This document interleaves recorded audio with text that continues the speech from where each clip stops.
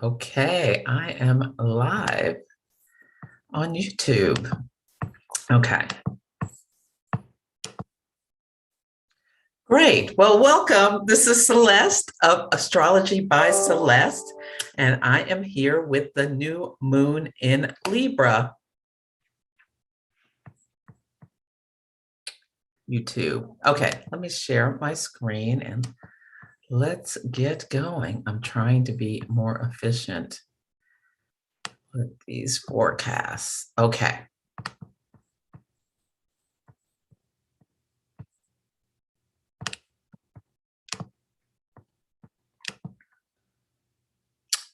More efficient from a time perspective. Okay, so let's get going. So I am calling this lunation Beauty and the Beast. So it will become clear in a few slides why. But yeah, so these are my insights on the October 6th new moon at 13 degrees of Libra.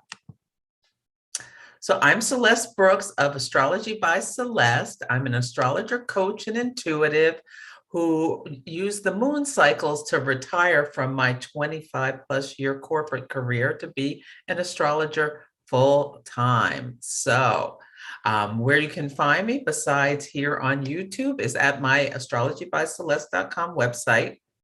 And if you subscribe to my newsletter, you will get 2 emails a month about the moon and her phases for the new and full moon. You can join the wait list for my Moon Mastery program. I'm going to be hosting the next live class in January or February. I have to pick the start date. And there you can book a reading or an event or a coaching program. I'm on Instagram Live every Sunday and Monday. Now, Sundays, it's always at 9:30 a.m. Mondays, it's typically at 11 a.m. I had to change the time, but I always, post a reminder with the time on it. Okay, so here's this month's quote. When it rains, look for rainbows. When it's dark, look for stars. Oscar Wilde, Irish poet. Pluto is playing a big role in this lunation, and it can bring up subconscious fears and dark thoughts. So Jupiter as well has a supportive role. So let's try to be optimistic, stay on the bright side of our thinking with this. So I'm going to talk about the archetype and keywords. Give you the information on the key dates, the astrology chart, go through the signs, what it means for each sign, and some prompts for journaling or contemplation. So Libra, we're having a new moon in the air sign of Libra. It's an air and a cardinal sign. I don't know why. That is okay. I'm going to stop sharing for a second. We're in Mercury retrograde. So let me just refresh my slides because some of the images aren't coming through properly. And then we'll do it again. Yeah, this Mercury retrograde has been nonstop stuff happening with electronics, but it's all been repairable. So nothing catastrophic as of yet, knock on wood.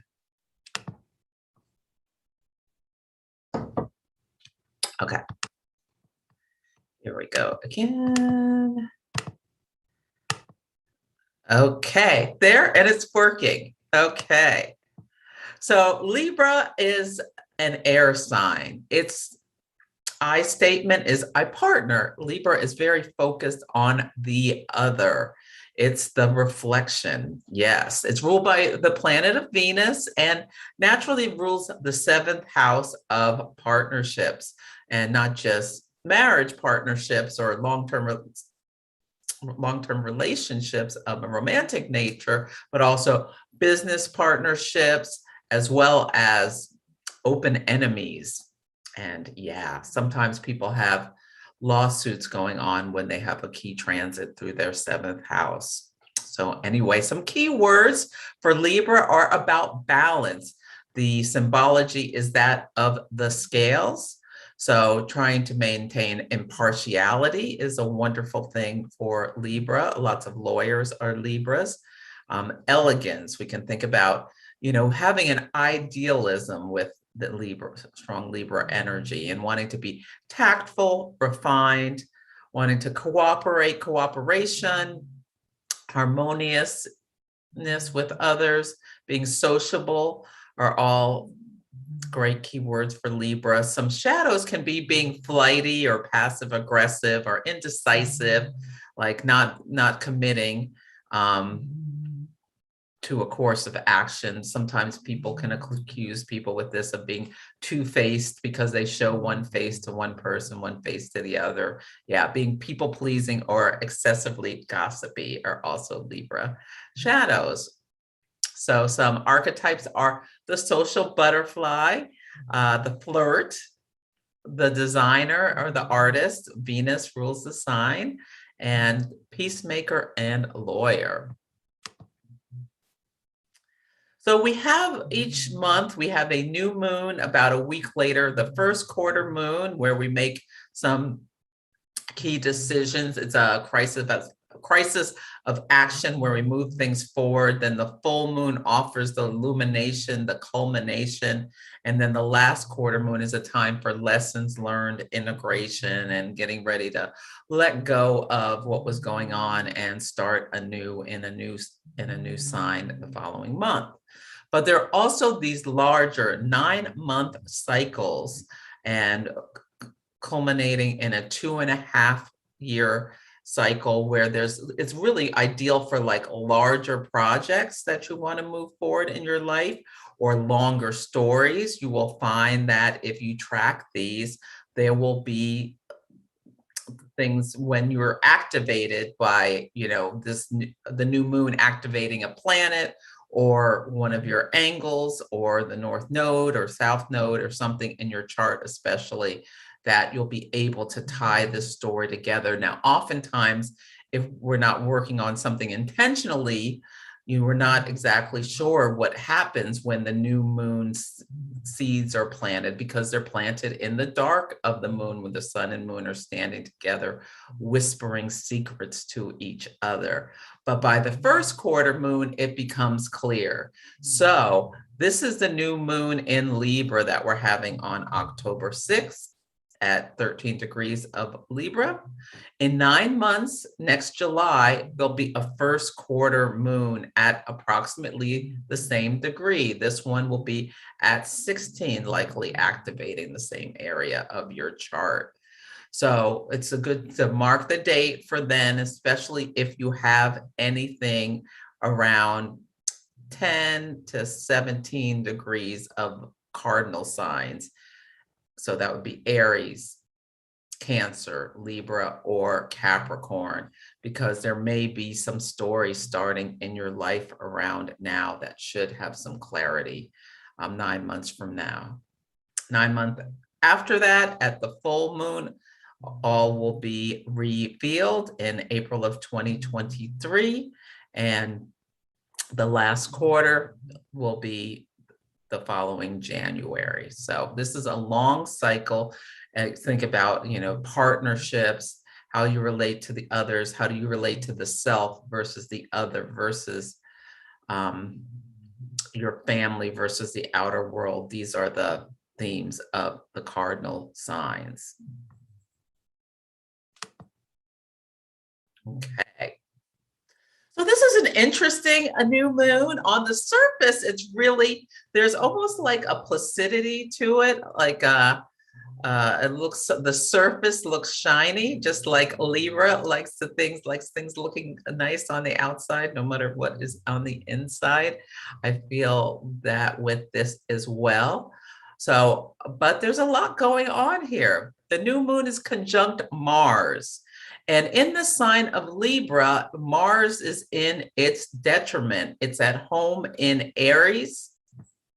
And so it's in the opposite sign. So whenever a planet is in the opposite sign of its home, it's in what we call detriment, meaning it's not comfortable in how it interacts there. And Mars just likes to, Mars is all about this primal force of just taking action for the self, the for the ego to get what you want, going out and getting what you want, being assertive, being aggressive. And in Libra, it has to consider the other, so it's not so comfortable. The sun is also not so happy here because the sun is exalted, a special seat at the table in Aries, so it's in what we call fall in Libra for the same sorts of reasons. The sun is about our will, our ego, our essence, and having to consider the other means it has to operate differently. And the moon, it doesn't really like air signs either. So it's interesting that the sun, moon are coming together with Mars in a sign where they all have just a little bit of discomfort. There's an adjustment needed. But I like this because I feel like this is energizing, having Mars at the same exact degree as in the heart almost of the sun. It's also setting a new synodic cycle between Mars and the sun, starting a new 2.5-year period of how we take action in the world. So regardless of how much people want to separate themselves from others who they don't view as per se their tribe, I feel like this is speaking to how we're going to have to think about how we work together to bring fairness and balance to ourselves as a community. I think this is speaking to that in some ways. Yeah. So, but on a personal level, there is energy to drive creative solutions forward because the new moon, see this at 13 degrees, Mars is at 13 degrees. It's called inconjunct or quincunx Uranus. So this is an energy of adjustment being needed.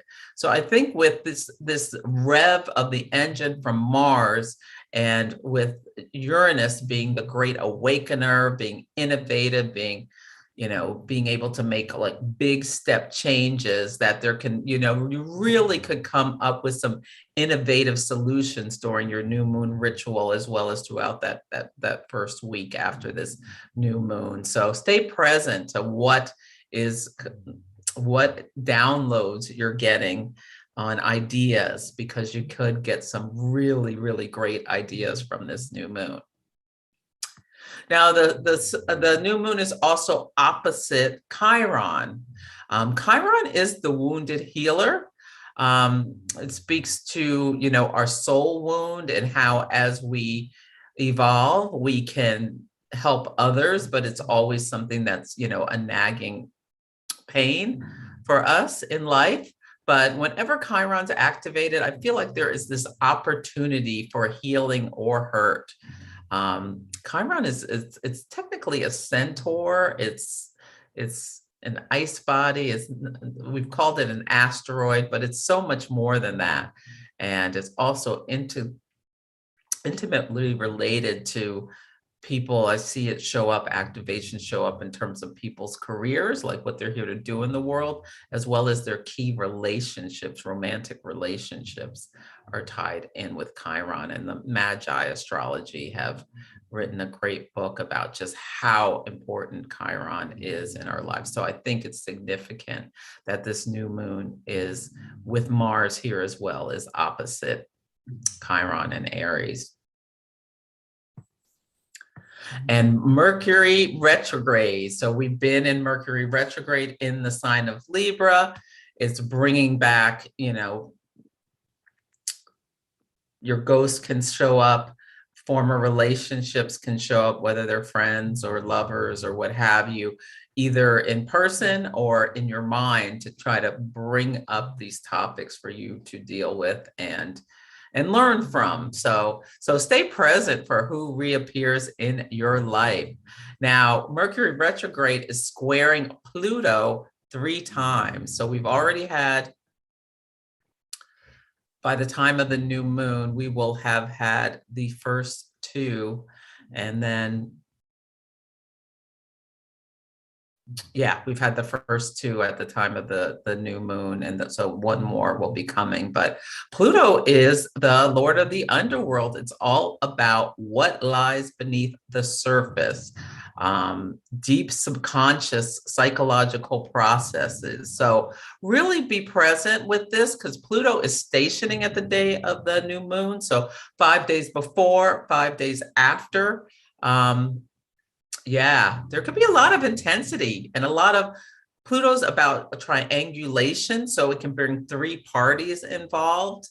So notice if you're having conversations where you're talking about someone else, or there are 3 people involved in some kind of power struggle. Pluto's about power, about domination. It's about sexuality. It's about taboo subjects. Yeah, deep psychological processes. So really, fears can come up through your dreams or just through daily life. So just be aware of this. And this goes back to that quote, don't catastrophize. Understand that Pluto's active, Mercury's retrograde. If you start down a rabbit hole, Pluto can also be like obsession. So if you start down a rabbit hole of negativity, try to pivot and think about potential positive things, because the new moon is trine, excuse me, Mercury is also trine. Mercury retrograde is trine and ease with Jupiter, the planet of abundance and good luck and positive things. So there's this difficult square, but there's this opportunity to lean into the brighter side, the rainbow. Yes. Okay. Now, Mercury retrograde is also what's called quincunx, or yeah, it's called quincunx 20, C21. This is a 150-degree aspect, Neptune.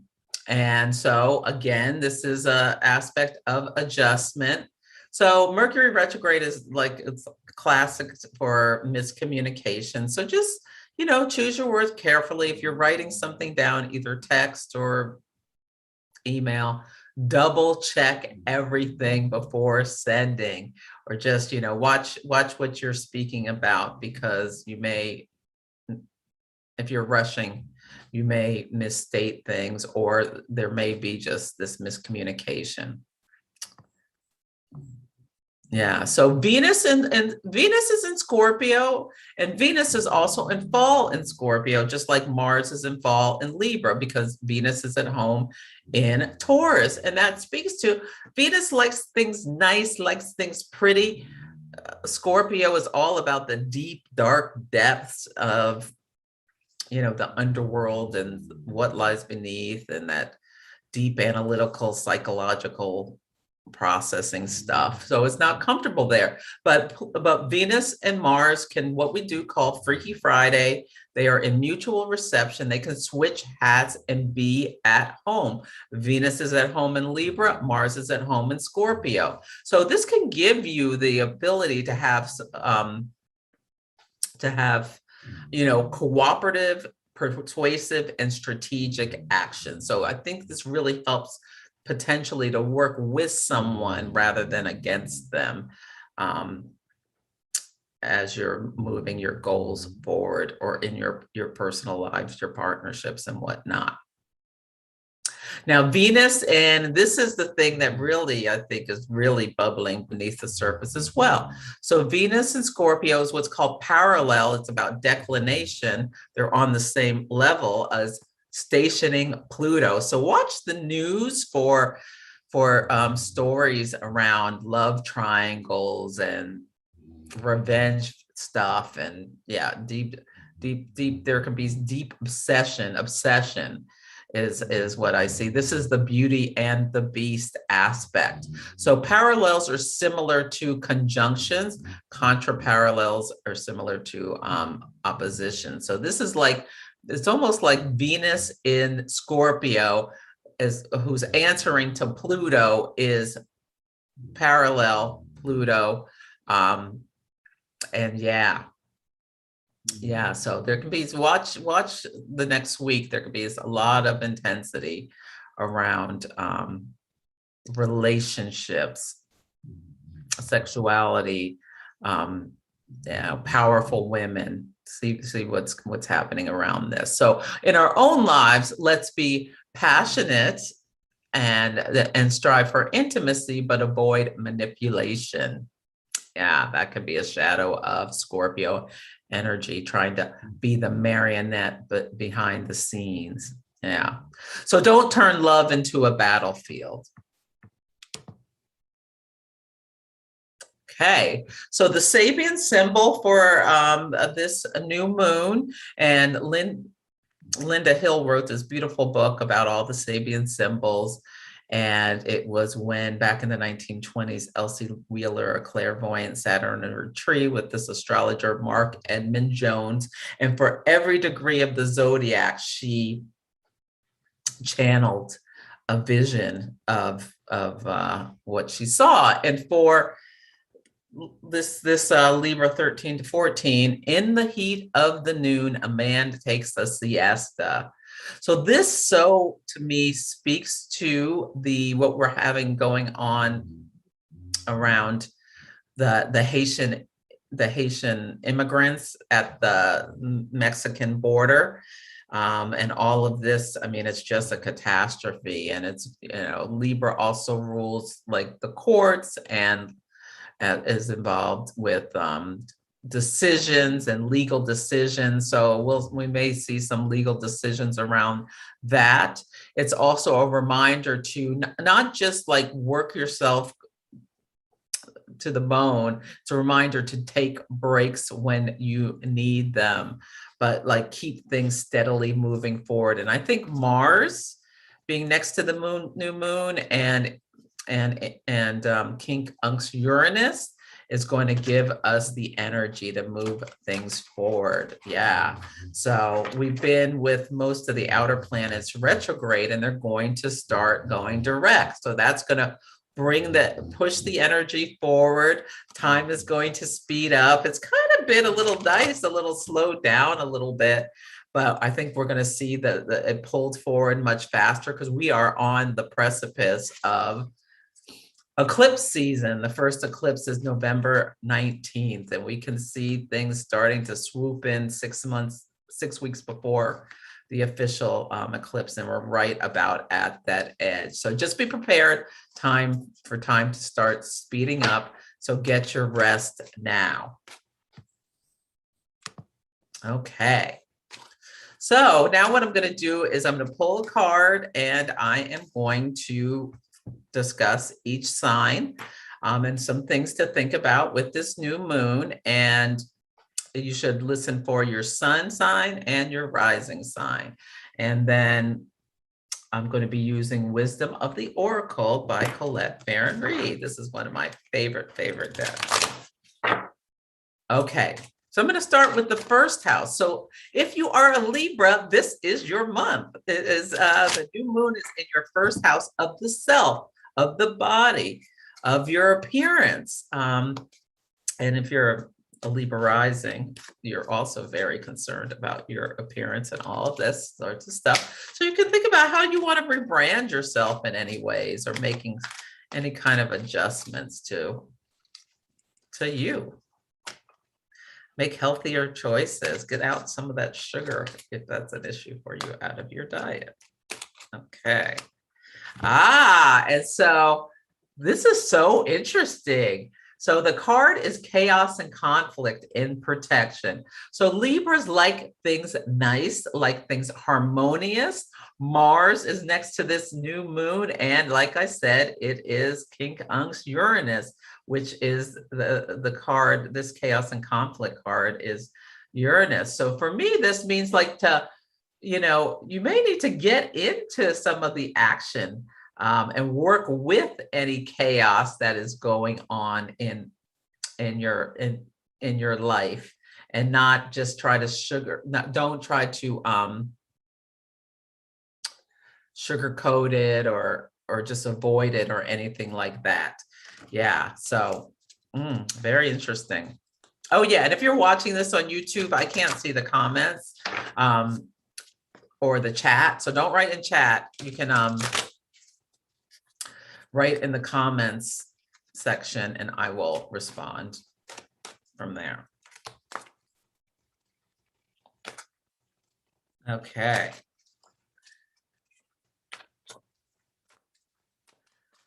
And if you are a Virgo, this new moon is in your second house of your personal resources, about your skills, your talents, your money, your possessions, your values.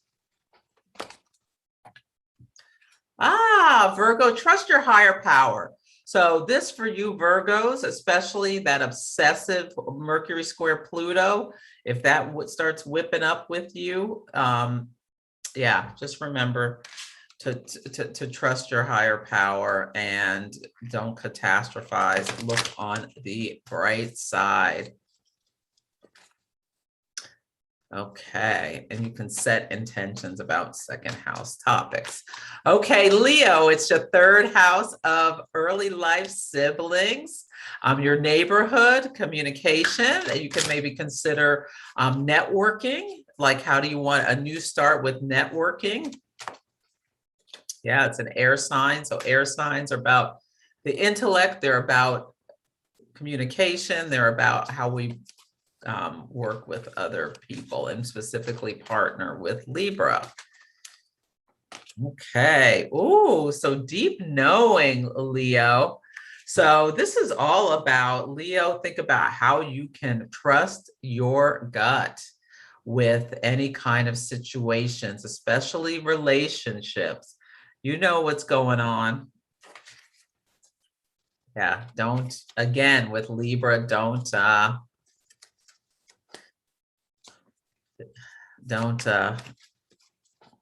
sugarcoat it or just try to make it look nice when it's rotten underneath.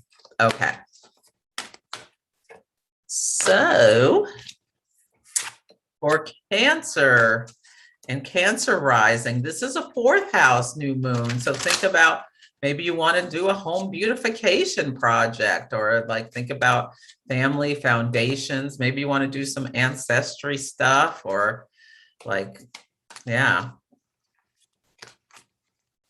just about, better relationships at home, getting out of people pleasing if that's an issue, healthy boundaries.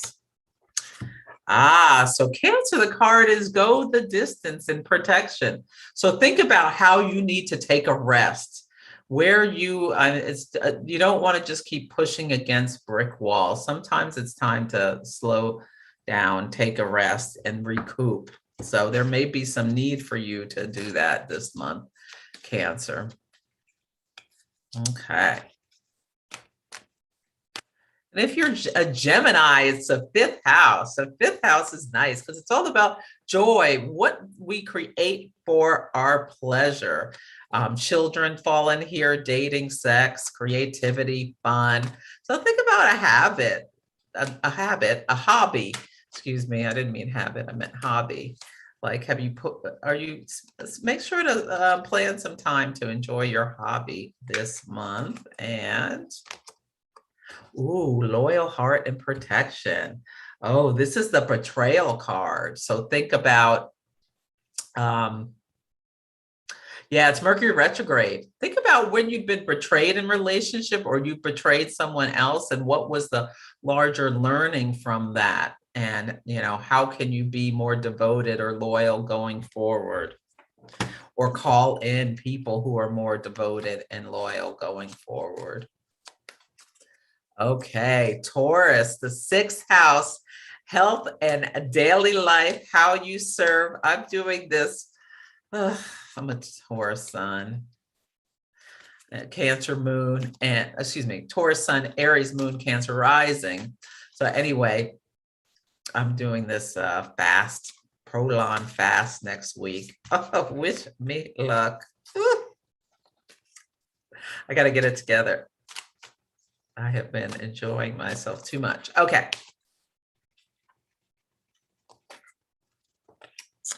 Oh, it's loyal heart too for yeah, we both, so Geminis and Tauruses both have loyal heart. Thinking about the betrayal card, thinking about what are you loyal to? Why are you loyal to it? Is it something you should let go of? Health and daily life. It's about habits. Yes, it is. So Gemini, it's more about maybe love. For Taurus, it's more about habits, enjoying, Taurus loves those pleasures, the yum yum stuff in life, but we've got to have some moderation, some balance. Yes. Okay. So Aries, this is buy the book. So Aries, if you are thinking about buying a book, just buy it or go to your bookshelf, pick a book up, just read a page. There may be some message there for you, but this is about the societal laws. So the laws of reciprocity, the laws of abundance, the laws of all of those laws, the universal laws. So think about in your seventh house of relationships, how you can bring some more fairness and following the societal norms with your partner rather than focusing on yourself. Yes. Do something nice for your partner. Maybe buy them a book. Okay. If you're single, what could that be? I don't know. Go look at your high school yearbook. Maybe there's somebody there you want to reach out to just to say hello. Okay. Pisces. This is eighth house. So this is a house of psychological processes, sex, death, taxes, other people's money, other people's resources, shared resources. And so this is to be fair and protection. So this is like the injustice card, like maybe if you see some kind of injustice in Libra season, speaking up for someone else, or if you're being treated unfairly in any kind of partnership, making some changes, using your voice to speak up, or, making decisions about what you will and won't tolerate. Okay. So for Aquarius, it's your ninth house. So the ninth house of the higher mind, of learning, travel, higher learning. Maybe you want to take some new course, law, publishing, philosophy.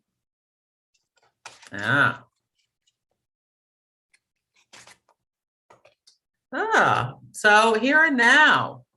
So Aquarius, if you're wishing you could travel the world, and you just got to know you may want to just wait because we're still having this ding dong pandemic. Yeah. So, but this is about staying present in the here and now. Aquarius is future thinking. So there's a lot of thought for, the future, and maybe just take some time to learn some new things that can help you in your daily life rather than focusing on the past. We're in Mercury retrograde, so how can you balance the past with the here and now? Make a better future. Okay. Capricorn, it's your 10th house of career, social status, and purpose.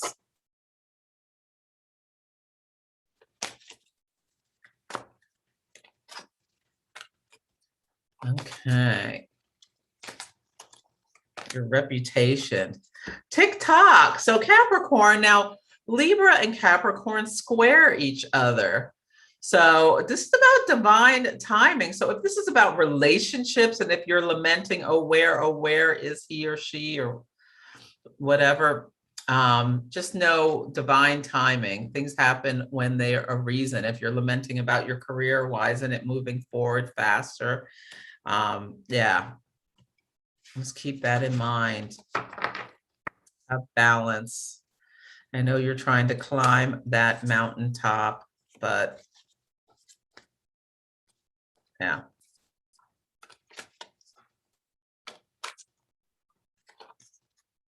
Okay. Let's see, Sagittarius, 11th house of friends and groups. So whenever there's a new moon in your 11th house, it's like the most fortunate new moon of the year. And it's a really great time to just put what you want out in the universe. Just make new moon wishes like crazy. You can, it's Libra season, Libra ruled by Venus. Just draw in what you want, Sagittarius. And you are an optimist. So this is perfect for you. Okay. Oh, yang. Just do it. Have forward momentum, Sagittarius. So follow your dreams. Yeah. If you're single, just go for it. Go get out there and be mingling to find a new partner if that's what you want. And if you're in a relationship, yeah, do something nice for your partner. Now, this is a very sexy weekend if you're watching this. I'm taping this the Friday before the new moon, so it's October 1st. So this is a very sexy weekend. Okay. Okay, last but not least is Scorpio, and this is in your 12th house of secrets, mysticism, self-undoing. So if you think about your partners, don't be doing anything shady around partnership. Try to be more open and with your relationships. And let's see. You got the Uranus card too. Oh no, this is like Uranus card. A change in the wind in protection. So this is the like sometimes just stuff happens and we have to deal with it. Yeah, this is the stuff happens card. Yeah. Just knowing change is inevitable. And if there's a storm around you, that it will blow through and blow away. And then you'll have renewed clarity after the storm passes. So yeah, 12th house stuff. 12th house is a time of endings. If something is ending in your life, yeah, just don't catastrophize, especially since your sun reports into Pluto. And yes, so, okay.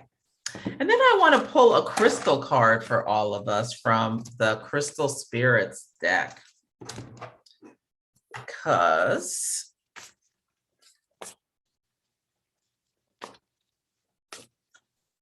I really think these are great to work with for the new moon. So if you have one of these, you can take out your crystal for the new moon. If you don't have it, you can also like just pull a picture down from Google or just read a little bit about it if you so choose. But if you like to, you can make it part of your new moon ceremony. Oh, look at that. It's Nuummite. Nuummite. Nuummite. It's like really dark, black, beautiful stone. Number 38, which is an 11. Very spiritual number. Or a 2, which is perfect for Libra.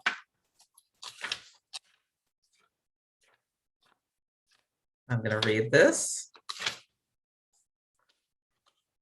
Okay.